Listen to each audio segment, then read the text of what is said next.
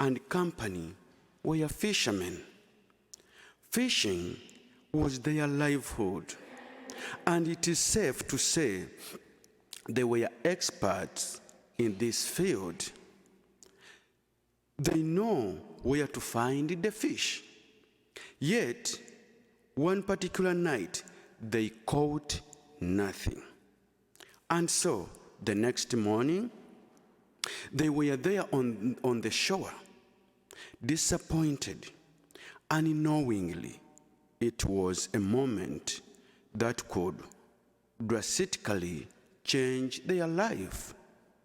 It was not the first time for Peter to meet Jesus.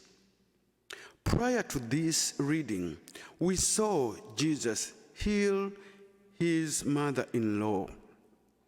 Perhaps it is for this reason that Jesus chose to get into his empty boat and continue teaching.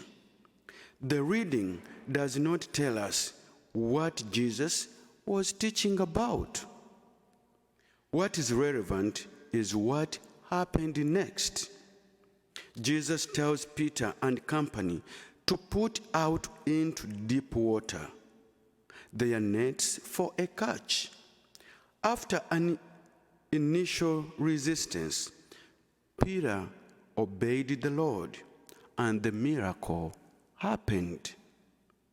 Nets so full they are about to tear, and boats so full they are about to sink.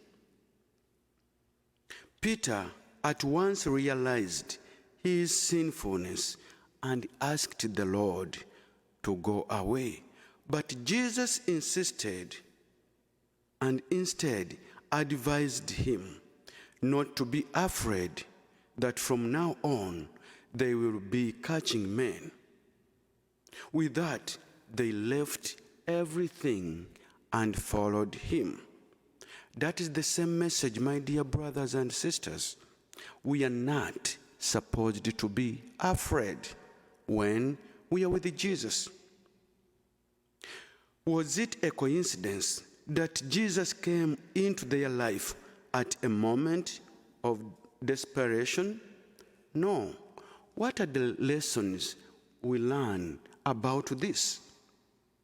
When we empty our hearts, especially from negativities, we provide a space for the Lord.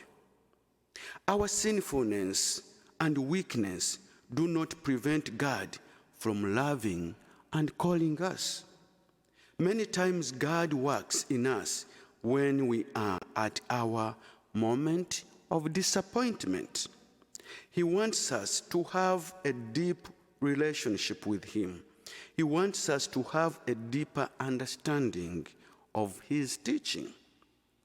Like Peter, may we obey Jesus as he sends us out from our comfort zones and into the deep unknown, where we will experience his guidance and power.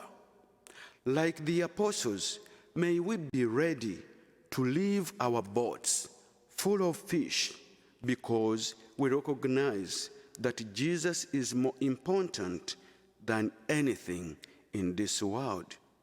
Today, my dear brothers and sisters, Jesus is calling all of us to be fishers of people. You can count on it. However, first we have to live Jesus' message. If we are not living his message, no one will take the time to listen to us. The men and women who decided to follow Jesus were captured by Jesus' love for the poor and the needy. Jesus was humble, and he cared for the poor, the sick, and the least ones. Let us strive to imitate Jesus in his compassion for others every day. Then we will go out and catch men.